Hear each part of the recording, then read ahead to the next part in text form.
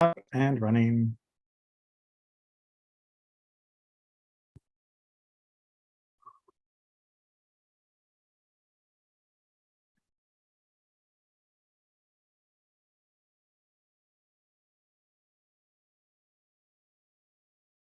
And contents are private because it decided to do it that way.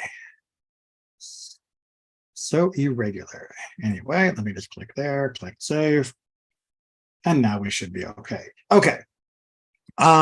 So following Niddah, what am I thinking? Well, what I'm actually thinking is that I would like to take a little bit of a break from Mishnah. And one of the things I had talked about during my sermons on high holidays is having an in-person forum for people to come in to talk about various issues and topics that are sometimes controversial or difficult to discuss. And I'm thinking that this time slot is probably going to be a very good one for that. Now, that would mean in person at the synagogue, probably either starting at 6:45 or 7, and then sort of just doing a weekly sort of roundtable discussion. It wouldn't be on YouTube because I don't want it to be public. I don't want it to be recorded. I want people to feel free and comfortable to share their opinions, share what's in their heart, to have difficult and meaningful conversations. And yeah, YouTube doesn't exactly make that. It doesn't encourage those types of conversations. Does by difficult and meaningful conversations mean stuff that would be non-scholastic? So we wouldn't be doing text-based. We can talk about things that are of social import. We can talk about things that are politically important. We can talk about things that are spiritually important. I notice a lot of. I notice a lot of the spiritually important stuff seems to get away from religion. Well, but that's partly because we need to give people the room to have the conversation. A lot of people feel that they can only have those conversations outside of traditional settings, and then of course that often means that the conversation stays very, very shallow or lacking information from the tradition. So that would be something I would want to move us past, and just to give people the right to talk about things that maybe are not within the traditional wheelhouse, but they want to know what the tradition thinks about them. We just have too much of people, sitting in their own world with opinions that are not shared with each other for either the benefit or that could benefit the person who's been sharing it by finding an alternative perspective. And that's what I want to get past. So that's my current plan, but we're going to see how far we get tonight. It's potentially possible that we will finish chapter 10 tonight. It's not, it's not beyond the realm of possibility, but by past experience, I think we're maybe going to come up right towards it. We'll see. So let's go ahead and jump in and see what we get. So we are picking up here in chapter 10, and we are continuing really here in the tail end of Masechet Niddah to be talking about the status of different types of blood flow. And as we talked about in the end of chapter 9, and a warning, we do talk frankly about the human body in this discussion. There is blood that can come from a normal uterine discharge known as the monthly cycle. There can be blood that comes from an irregular discharge outside the normal window for that cycle, and then there can be blood coming from the rupture of the hymen, the loss of that physical sign of virginity. And it's not easy to tell which blood is from which. And that's going to be the topic here as we begin chapter 10. Now, I already gave you the very short warning that we talk about the body here. I do have to also give the warning that chapter 10 is going to discuss, at least here at the beginning, issues that would be extremely distasteful and illegal in the modern world. That is to say, the intercourse taking place with a woman that is below the age of consent in the modern world. As Dr. Kolb points out, and many other resources as well, this does not mean that it was common in the Jewish communities. While it was common for women and boys to be betrothed, that is to say, sort of pre-engaged to someone else from a very early age, the actual physical consummation usually was delayed until the late teens, if not higher. Like I said, people might have been arranged to be married, which we've talked before about the consent that was still needed for that, but the actual consummation would usually have been delayed for the late teens, if not later. However, here in chapter 10, Mishnah 1, we are trying to deal with the edge cases, as we often do in Mishnah. You know, it's easier to deal with a case when it's in the middle of the normal, because all of the normal rules will apply. But when you are dealing here with somebody who may or may not have begun menstruation, and yet is having her virginity be taken, it becomes much more complicated of what do we ascribe the blood flow that comes in the subsequent days. So the topic was set up here in Mishnah 1 not because this is a common behavior, but because it allows us to investigate a unique corner of the halakha, even if it's not something that would come up with any regularity. So just make sure that's understood. It will be a distasteful topic, I hope, for all of us, because of how it is seen and should be seen in the modern world. But this is not meant as a recommendation or even a description of common practice, not in the ancient world, nor in the modern. Okay, with hopefully that clear, let's get down to the details of the case. If a young girl whose age of menstruation has not arrived, and again, remember in antiquity, menstruation would often be delayed due to the environmental conditions, poverty, and its manifestation through famine, drought, and stress often can delay menstruation. While it was still on average coming around the age of 12 for women, it could come later. Here we are talking specifically about a girl who's probably in that 12-year-old category. That is the age of menstruation, even if she has not yet exhibited the sign of menstruation. So she is in the age of menstruation. She is just before the age of menstruation. But again, it's not impossible that she could not menstruate. So what do we rule in this case when she gets married? Now, married here is the stand-in for the wedding night and the consummation, the intercourse between her and her husband. So obviously there would be a presumed bleeding from the loss of virginity, which would be quite common to go along at this time. And as we discussed before, the rabbi certainly knew that virginity could be lost as a physical form for many other reasons. Here they are dealing with the textbook version, which is that the physical sign of virginity was still intact on the wedding night. Now at the wedding night, it has been lost, and that means that there was bleeding. But what about what comes next? Beit Shammai says she is allowed 4 nights, and Beit Hillel says until the wound is healed. Okay, again, this is going to sound callous and distasteful. The rabbis are not recommending anything here. They are simply trying to describe how will we categorize any blood that we see after this moment.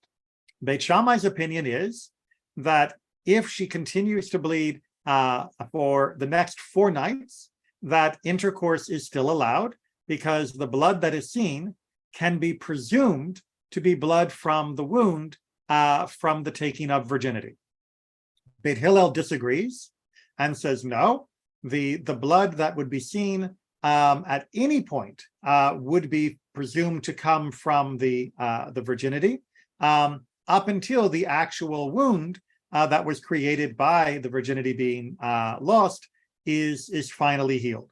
So there is an open-ended permission to continue with intimate relations without being concerned that additional blood being cited would be considered a sign of menstruation. All right, so that's category one. She is under the age of menstruation, and therefore Beit Shammai says only 4 nights because we do still worry that maybe menstruation arrives. Beit Hillel says nope, it's until the wound is healed. There's no reason to assume that there would be menstruation because of her age. And of course, the bleeding from the loss of virginity can continue longer than those 4 nights. All right, that's category number one, or case number one. Case number two, if the age of her menstruation has arrived and she married, Beit Shammai says she is allowed the first night, meaning that any blood seen during that first night is considered to be from the loss of virginity. But after that, any additional signs of bleeding must be dealt with as either an irregular flow or a regular flow, and as such fall under those normal prescriptions. Beit Hillel, on the other hand, says no, 4 nights, meaning until after Shabbat. As we learned when we studied Ketubot, it is typical for a virgin to get married on Wednesday, and that 4 nights would then allow from that Wednesday all the way through Shabbat for the couple to maintain intimacy without separating on the second night and onward from the sight of blood, which would be attributed as a possible menstruation or non-menstruation, but still non-virginal flow. So there is a longer period. Now you notice that this has narrowed the window for both opinions. Beit Shammai went from 4 nights to 1, and Beit Hillel went from indefinite to 4. That's because in case 2, we are dealing with a young woman whose menstruation time has arrived, and therefore it is much more likely that blood could be coming from menstruation than obviously the first case. All right, any questions or comments before we move on to a variation on this? Okay. If she had observed blood while she was still in her father's house, so this means before she was married, she is already beginning to have signs of menstruation. Beit Shammai ruled she is only allowed the obligatory marital intercourse, and Beit Hillel says all that night.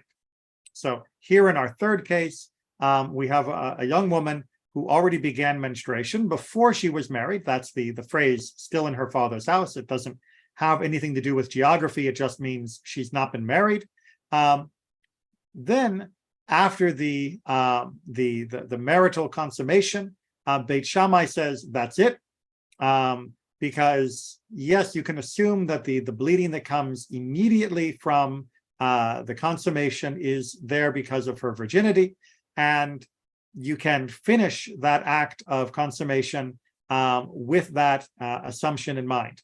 But afterwards, because we have not established the proper checking and procedure, we can't just assume that there's blood only from her virginity. The blood could be from the onset of menstruation at that moment. There's no way to differentiate, and we should not be of the opinion that anything that's seen is from intercourse, because after all, we know she has already begun to have cycles. Even if this was not her time, it's still possible if it was on the border. And of course, if it was not during her time, then it's still possible that this is ziva, and therefore also forbidden for continued intercourse. Beit Hillel takes a different opinion, as you've seen the pattern, by saying, no, we should rightly assume that any intercourse that displays blood during that wedding night is there because of the loss of virginity. and we should not rush to say that it might be from a uterine discharge of some kind. So all three opinions show the same basic pattern, where Beit Shammai is becoming more and more strict, and so is Beit Hillel. But since they began at very different positions, for each category, Beit Hillel allows more time for the couple to be together, whereas Beit Shammai restricts the time that the couple can be together. Questions or comments? All right, it's pretty straightforward. It's a sort of standard Beit Hillel, Beit Shammai sort of argument. Once again, we are not expecting anything but category number 3, a woman who's already begun her monthly cycle and reached an age of maturity would be the standard. So for most people, it's going to be the Beit Hillel opinion that for that first night, that she is considered to be bleeding only from virginity, and that they can be as intimate as they wish during that time. Now, all of this again is meant to be with consent, with agreement, with consideration for both partners in the consummation and any subsequent intimacy. Judaism takes a very strong stance against spousal abuse, and there's no reason to believe that this would have continued if it were not agreed upon by both partners. And in fact, she would have claims against her husband if he was hurting her, and that would be a very important case to bring to the Beit Din. Okay, moving on to Mishnah number 2. And now we are in a different category of conversation. So here we are dealing with, let's get the 2 up there. Here we are dealing with the case of sort of a standard monthly cycle. Now, remember what I said at the very, very beginning, not tonight, but way back in chapter 1, that according to the Bible and according to the Mishnah at this point in Jewish tradition, the standard procedure would be that when a woman checked herself and discovered that she had begun her menstruation, that she would begin counting 7 days. Now, during those 7 days, she could continue to have a menstrual flow or not. It didn't matter. 7 days were just 7 days. On the 7th day, she would then examine herself to make sure that she is done, and then she would do the mikvah, and that would be the end of the process. As I mentioned before, that is not the standard practice in Jewish communities today, which hold more as treating this monthly cycle as though it were an irregular flow, as the ziva. But that's a whole nother long conversation of how we got there. But you need to understand the Deoraita and the Mishnah version, otherwise the rest of this won't make sense. So here we have standard situation. It seems she has had 7 days from the beginning of her her cycle, and now she examines herself in the morning of that 7th day, and she finds that yes, indeed, on that 7th day she is clean. And then at twilight, meaning the end of that 7th day, she did not ascertain her separation, meaning she didn't examine herself. So the correct way to do this is for her to examine herself right at the end, so that she can indeed confirm that the end of her cycle was still clear, that there was no bleeding, and thus go to the mikvah and take care of all of that. She did not do that very end examination. Okay, so what happens after that? After some days, she examined herself and found that she was unclean. She is in a presumptive state of cleanness. Okay, so she did everything she was supposed to do, except that very, very end of the day check. And then she presumed herself clean. She went to the mikveh, and then a few days later, she examines herself again, standard procedure there, and she finds that there is an additional blood flow. What is her status for the intermediate days? How do we handle the designation of anything she came into contact during that time. Do we say, well, since the last time she checked was before technically the end of that week period, that the mikveh did nothing and she must have been ritually impure this entire time? Or do we say she finished her 7 clean days, she went to the mikveh, sorry, not 7 clean, she finished her 7 days of Niddah, she went to the mikveh, she's ritually pure, and her new ritual impurity begins at this point going forward?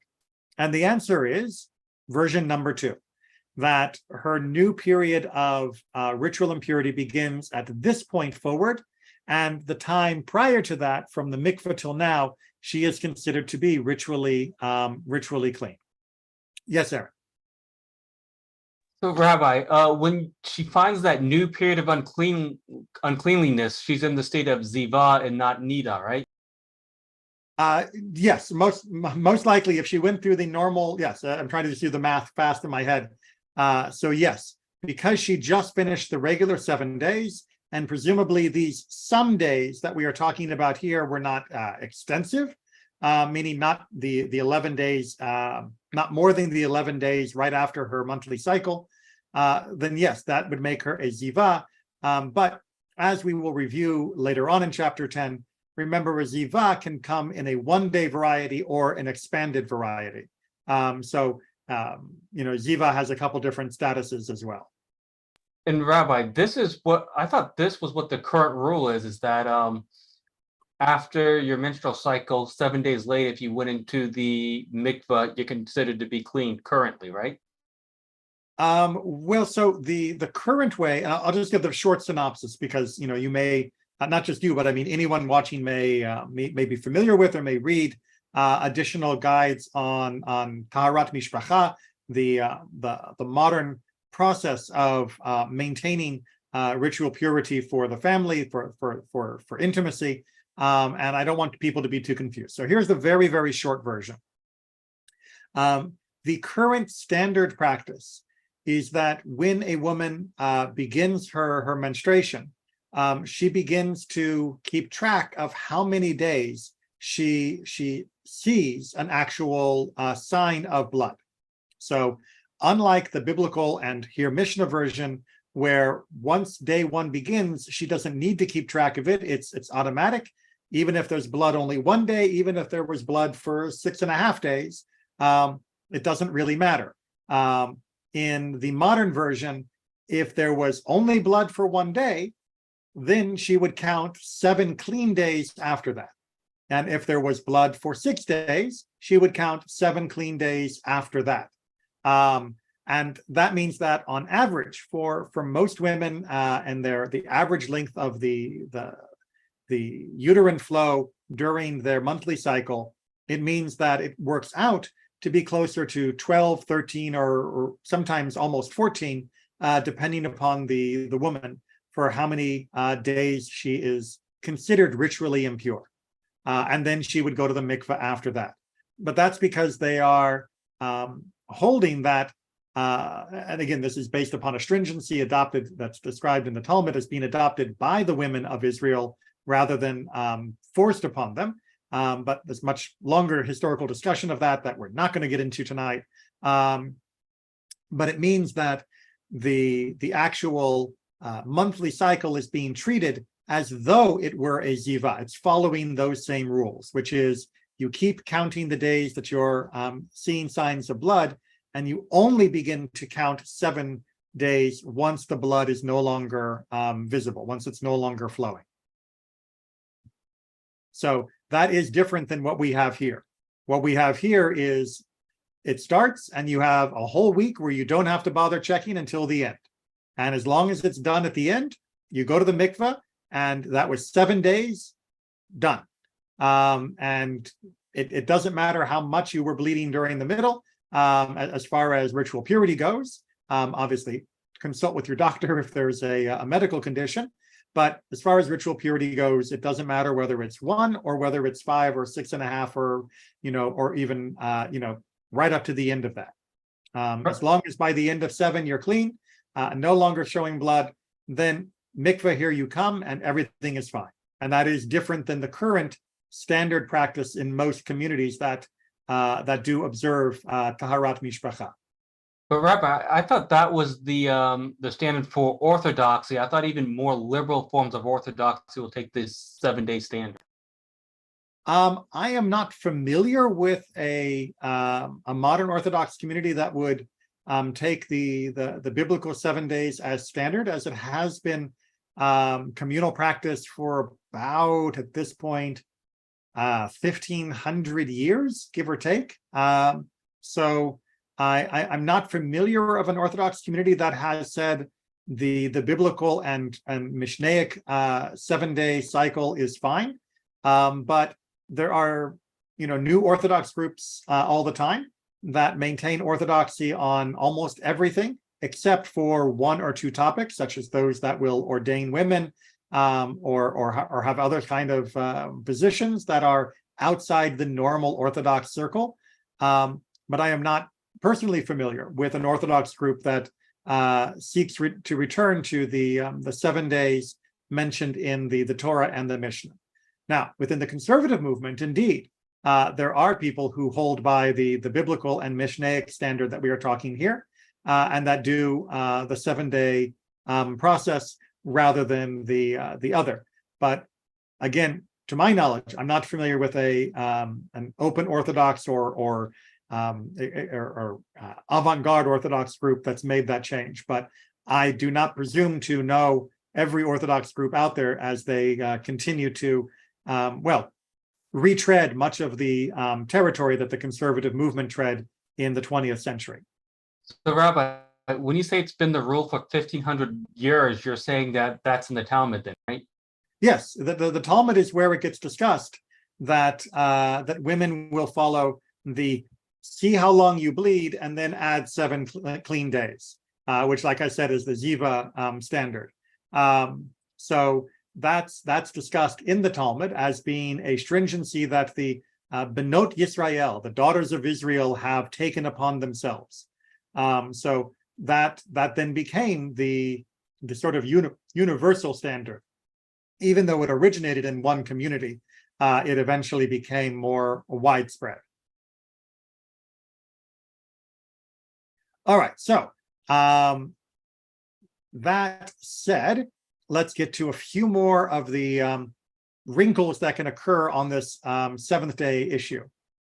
If she examined herself on the 7th day in the morning and found that she was unclean,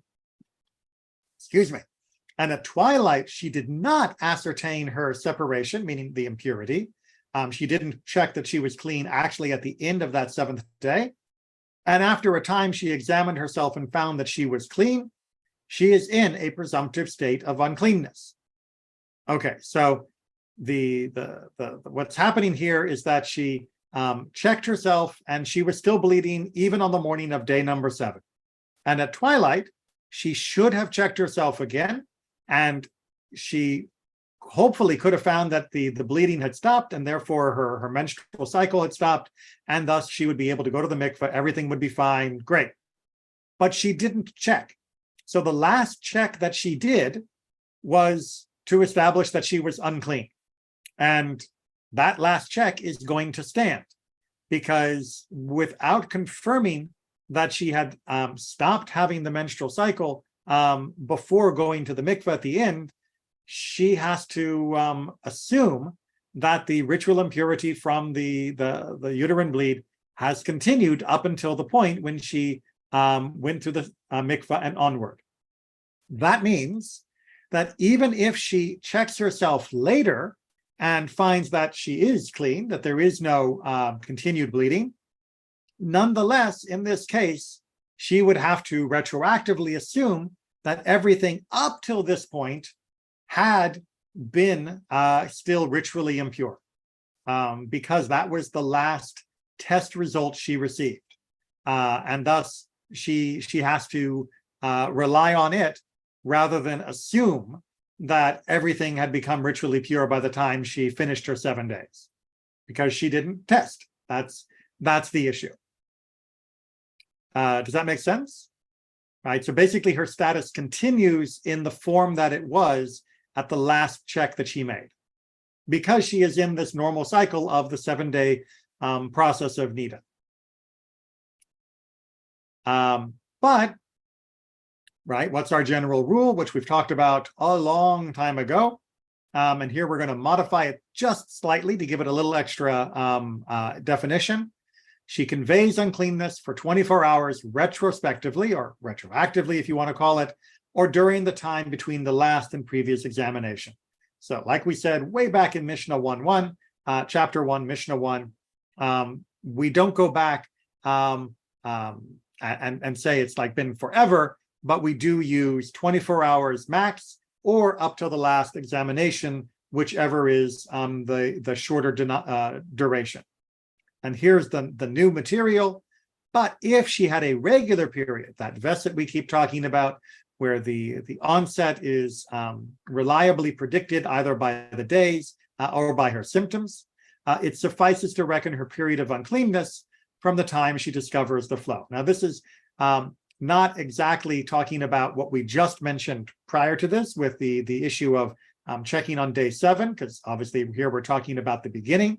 But they are saying that if she has a regular onset, then when it begins at its regular time, not irregular, but at the regular time that was already predicted, again, either by symptom or by time, then we don't retroactively apply any ritual impurity to the previous time period, because we will assume that indeed the beginning, as it conforms to her pattern, is indeed the beginning. There's no reason to assume it happened earlier. All right, and Rabbi Yehuda is going to give a little disagreement. Any woman who did not ascertain her separation is regarded as being in a presumptive state of uncleanness. So we began by saying that if she examined herself and was clean and then didn't double check at the end of the day before going to the mikveh, that it's okay. We consider her as being clean since that was the last check she made during that cycle. Rabbi Yehuda disagrees and says, nope, if you don't actually double check and confirm at the last moment that you are indeed ritually pure, then the default position is ritual impurity. But the sages say, even if she examined herself on the 2nd day of her menstruation and found that she was clean, and at twilight, meaning on day 7 of her menstruation, twilight, she did not ascertain her separation, and after a time she examined herself and found she was unclean, she is regarded as being in a presumptive state of cleanness. The rabbis here are establishing very firmly that the presumption of her ritual purity should be based upon the standard expectations of a standard cycle. So if she checks herself on day 2 of her cycle, and she has already stopped having a blood flow, and she doesn't check again, there is no reason for us to assume, barring any evidence to the contrary, such as unexplainable blood spots or obviously a second test, there is no reason for us to presume that the blood resumed at any later point during that week, which means on the evening of the 7th day, she can go to the mikveh and become ritually pure. And even if we find out that she has a blood flow sometime after that, we assume it is a new blood flow, not a continuation of the original Niddah. Does that make sense? All right. Again, please note how strongly the rabbis, the majority opinion here is allowing very lax assumptions to be the governing instrument for whether or not a woman would be considered ritually impure, and thus whether or not things she came into contact might be considered ritually impure. The rabbis are taking the Torah statement at its face value, which is you get 7 days, and once the blood flow stops, we assume it's done, and that means we're good. Again, this isn't modern practice, but this does inform those in the conservative movement who have tried to embrace the Mishnah version which was the original description of the Torah. Yes, Eric. Rabbi, you need to have a regular period of menstruating for this to apply, right? Or else you apply the rules of Ziva, right? If you mean by a regular period, the menstruation has to occur, or sorry, the blood flow has to occur during the window in which menstruation would commonly be thought to occur. So if it's like I finished my period on Tuesday, and now I have a new blood flow on Saturday, then barring any other explanation, we would expect that was a ziva and not a niddah situation, not a menstruation situation. Obviously, individual biology can vary, individual health conditions can vary, and it's important to talk about these things with your doctor first, and of course with your rabbi if there's a more complicated situation. But to reckon a period that comes early, it's like, was it 14 days after the initial bleed? Was it 11?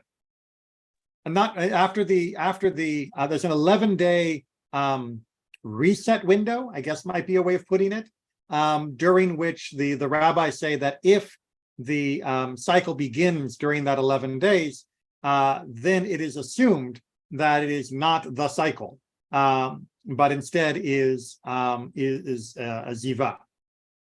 So if you're outside that 11-day period, then you're assumed to be part of the a new cycle then, right? Exactly. And as you can see from our discussion earlier about women who have a regular cycle down to the day or down to certain symptoms, the rabbis knew that not every cycle was perfectly regular. Otherwise, they would have assumed that every woman could always predict with, some perfect ability when the cycle would begin. And the rabbis did not believe that. They knew that it could be irregular. And they also knew that some women were extremely regular, both by time or by symptom, and that could be counted on. So they understood that there was irregular, meaning that the day could vary forward and backwards, and they also knew that it could be regular. And they are trying to give us rules that cover all of those eventualities. All right, 10.3. So now we are going to go into the Zav category. Now we have talked about this a lot as a comparison, and we've talked about this a lot for some of the topics that come up. But here we're going to talk about it as the actual main point of the discussion. If a Zav, that means a man, or a Zava, that's a woman, examined themselves on the first day and found themselves clean, and on the seventh day and found themselves clean, but did not examine themselves during the intervening days. All right, we're going to talk about what this actually means here in just a second. But so as we said before, for a Zav, you begin the process of checking, and only once the bleeding or flow has stopped, and again, the flow here for a man would not necessarily be blood. So once it stopped, you begin counting 7 days. And here we have somebody checking on day 1 of the count after the stop, and they are indeed clean. And then they count on day 7, and they are indeed clean. But they didn't examine days 2 through 6. What's the ruling? Do we assume that because they were clean on day 1 and day 7, that they were clean on the intermediate days, and they therefore didn't need to reset the clock for the count? Or do we assume that they didn't check, therefore there could have been bleeding off and on from days 5 to 6, or other types of discharges, especially for men, and therefore we can't rely on these 7 days as being 7 clean days? Well, we get 3 opinions. Rabbi Eliezer says they are in a presumptive condition of cleanness. Rabbi Eliezer says, look, they checked on day 1, they checked on day 7, and they saw that they were clean. We can assume that they were also clean in between. Therefore, those 7 days do count as 7 clean days, and that means they can go to the mikvah and they are no longer a Zav or Zava. Rabbi Joshua disagrees. They are entitled only to count as clean, only the first day and the seventh day. So Rabbi Joshua is sort of compromising. He's not saying they have to restart their count, but he's saying, look, you only technically counted 2 days. They were not 2 consecutive days, which, could be a problem, but you did count 2 clean days. Count another 5, and we'll call you clean. And that's okay. Now, again, this is a compromise position, because as we'll see from Rabbi Akiva, there's a good reason not to count day 1. Rabbi Akiva says they are entitled to reckon as clean the 7th day alone.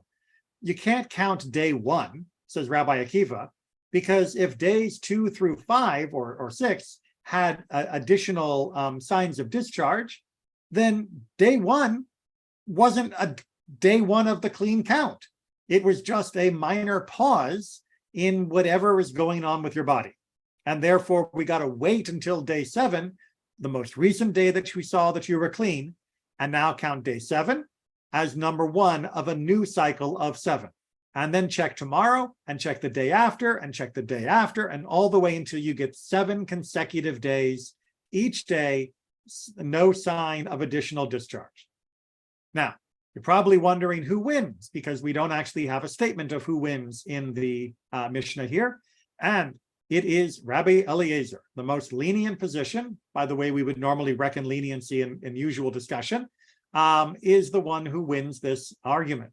He says, look, if they check day 1 and they check day 7, and we don't have any additional evidence in the meantime to assume that they were ritually impure, then we're going to call it 7 days. That was a week of ritual purity, or rather 7 days of physical cleanness.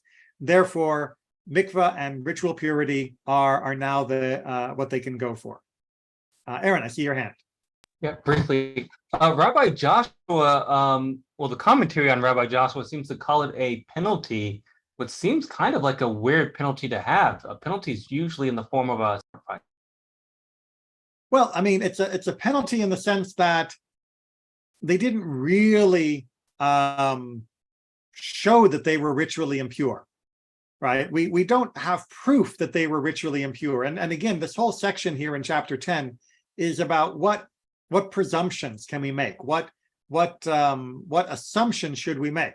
And that's Rabbi Joshua's way of saying, yeah, I mean, we don't have any proof you weren't ritually impure, but you didn't really do the count right. So the penalty is going to be, you got to actually go back and count 5 more days.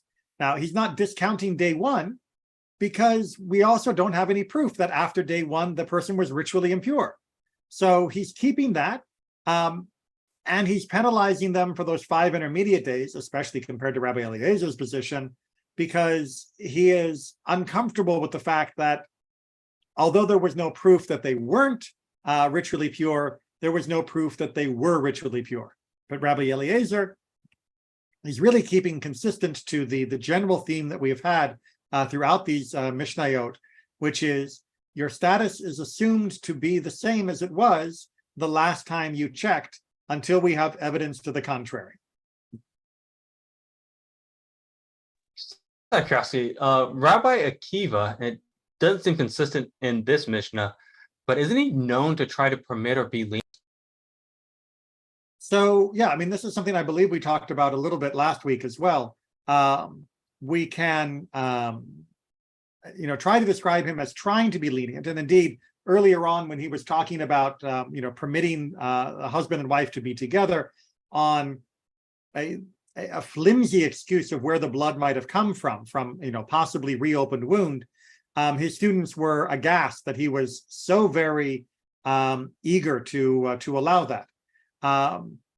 But as again we've discussed throughout our whole discussion on Mishnah for all of these years, that doesn't mean that he's universally going to be, quote, lenient on all things that can generate another opportunity for intimacy between husband and wife. And here, he just doesn't think that it's compelling, that you can say that those days were clean days if you didn't actually check them. They were 7 days, but we can't call them clean. And he might be lenient with everything that he can be lenient on, but on this, he doesn't feel like he can be lenient because it just doesn't fit the definition as he understands it. And yeah, that's one of the things I love about studying the Mishnah and even more so the Talmud, although there are more names to keep track of, is that the rabbis do not behave in easily predictable and categorized ways. They are complicated, complex, and they will have rulings that do not fit neatly into a political party slogan. As I like to say, you can't reduce them to bumper stickers.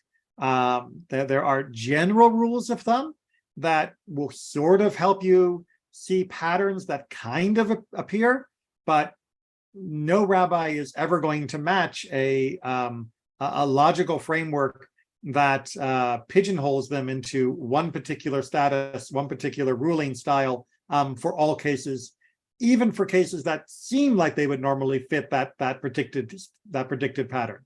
But that's the important thing, right? You should never expect a rabbi to behave like a computer. The rabbis are always going to have more discretion, more insight that will defy easily reduced, calculated, put into an algorithm kind of logic. It's an important way that it prevents AI from taking our jobs. All right, Mishnah 4. If a Zav or a Zava, a Niddah, a woman after childbirth, or a Mitzorah. All right, so we have a category here of 5 different people, all of whom cause ritual impurity when you are in contact with them or in contact with things that they have come into contact with, the sitting, for example. And they have died. Their corpses convey uncleanness by being carried until the flesh has decayed. So what this means is, well, short version, and then I'll expand it a little bit, that the form of ritual impurity that they had from the bodily condition that made them a Zav, Zava, Niddah, or childbirth or Mitzorah continues after death, such that while being carried, a person would be susceptible to that type of ritual impurity. Now, long version, and that would continue until the corpse no longer looks like an actual body.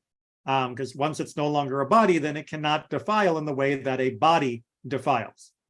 However, you are probably just about ready to raise your hand and ask, but Rabbi, don't all bodies render you impure for being carried?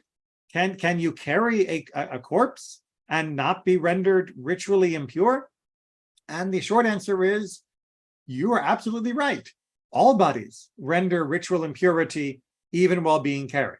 Now, the Talmud goes into a very long and complicated explanation of what the Mishnah must be talking about here, which is a particular way of trying to carry a body that would not render the person carrying it ritually impure because of the body. But nonetheless, the rabbis here have a stringency in order to make sure that we are treating the physical condition of the body as still very cautiously.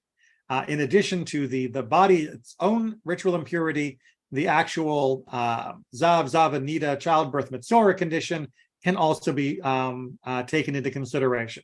Like I said, the Talmud has a very complicated way of how that works, but we're not going to go into to all of its details. But that's how we understand the apparent superfluousness of this section of the Mishnah, because we shouldn't have to tell somebody that carrying a body causes ritual impurity.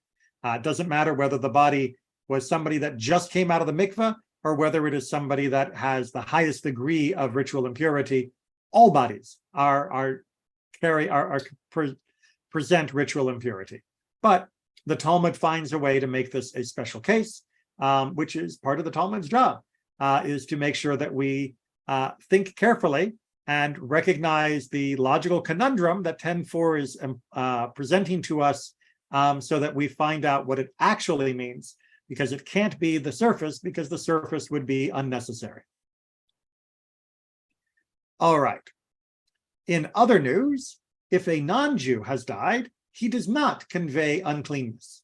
Now, while alive, a non-Jew is considered to have a standard 24/7 status as a Zav, creating the same level of ritual impurity that a Zav creates. When they die, however, that Zav status disappears, and now they go to just being a body.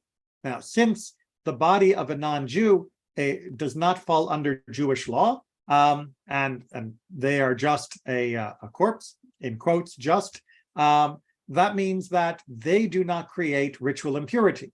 And yes, that does mean that the body of a non-Jew is more ritually pure than the body of a Jew.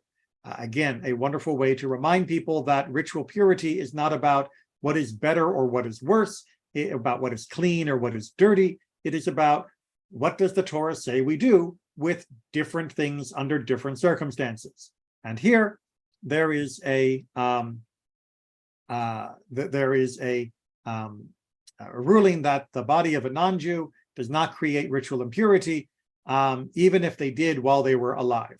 So the law is more lenient, if you will, for the status of a non-Jew's body than it is for the status of a Jewish body. Beit Shammai wants to put a little bit of a wrinkle on all of this, because that's what he does. Beit Shammai says all women die as nidot, but Beit Hillel says a woman is not regarded as niddah unless she died while she was in menstruation.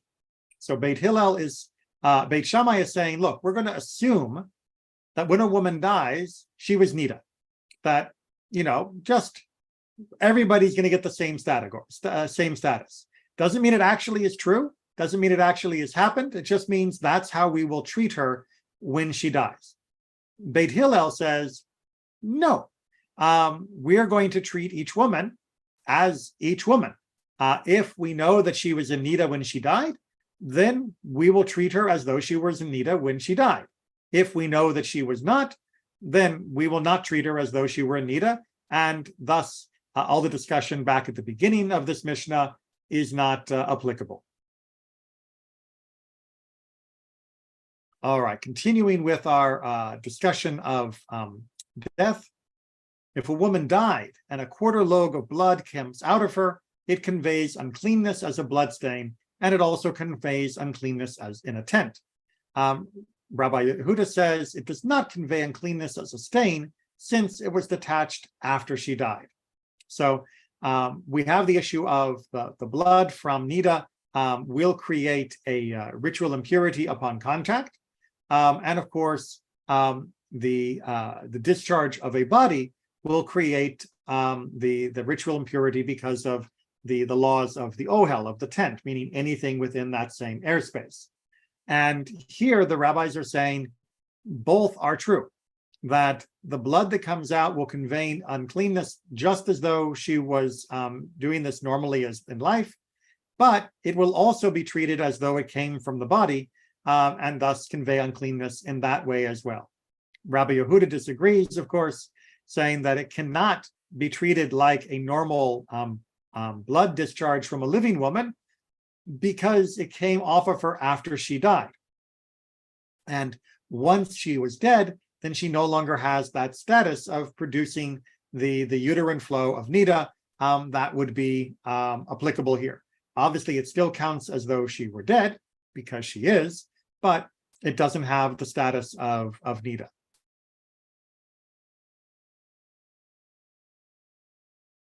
Rabbi Yehuda, however, agrees that when a woman was sitting on the birthing stool and died, and a quarter of a log of blood issued from her, it does convey uncleanness as a bloodstain.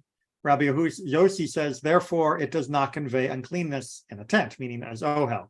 So Rabbi Yehuda says, well, actually, if she dies while giving birth, which was a very, very common occurrence, unfortunately, in the ancient world, then that would count as blood that was being discharged while she was alive through the birthing process, and thus the bloodstain has the normal status. Rabbi Yossi then says, yes, but if it does, I'm going to be consistent to your general principle, it seems, which is that must mean it came out while she was alive, and therefore the bloodstain itself does not count as part of her corpse, and thus it would not contaminate as the ohel as part of the tent. Only the full body would. All right. We are sort of running out of time. I want to know whether or not people, let's go ahead. What we'll do. Here's what we'll do. I'm not going to try and push through to stop because, it's getting late and I know we've got at least 3 more Mishnayot to get through. So we will do next week, the last Mishnayot of chapter 10. We'll do a little summary of Masechet Niddah. We'll talk a little bit about Mishnah study in general. Then we will, let me make sure I got my calendar right here. We will take a week off. Nope, I've got it wrong. And then we won't need to take a week off. That works perfect. And then the first week of November, which will be November 1st, we'll be able to get together in person for the discussion group that I mentioned at the very beginning of today's class. So please be there for next week to finish up Masechet Niddah and to finish up at least this stage of our Mishnah study. We can always go back and study more later, but we're going to take a break to try and wrestle with some of the contemporary problems that need discussion. Those of you that are tuned into TI information will find all of that coming up on our bulletins, our handouts, our Facebook, our WhatsApp. Hopefully soon, God please, our website, which is supposed to be getting done. Finally, we can get the calendar working properly again. If you are not able to come in person to our discussion group, I'm afraid it will not be on YouTube. It will not be live streamed. It will not be recorded because this is meant to be a discussion that is about sharing private and personal feelings about a variety of difficult topics. And we need to have that conversation away from the generic public gaze. So next week we will finish Masechet Niddah. We will say goodbye to Mishnah for a while, and then we'll resume in person on November 1st. But for tonight, I will bid everyone a good night here and much blessing and safety for everybody in Israel. Let us hope that the strife that she is enduring comes to a quick and just conclusion.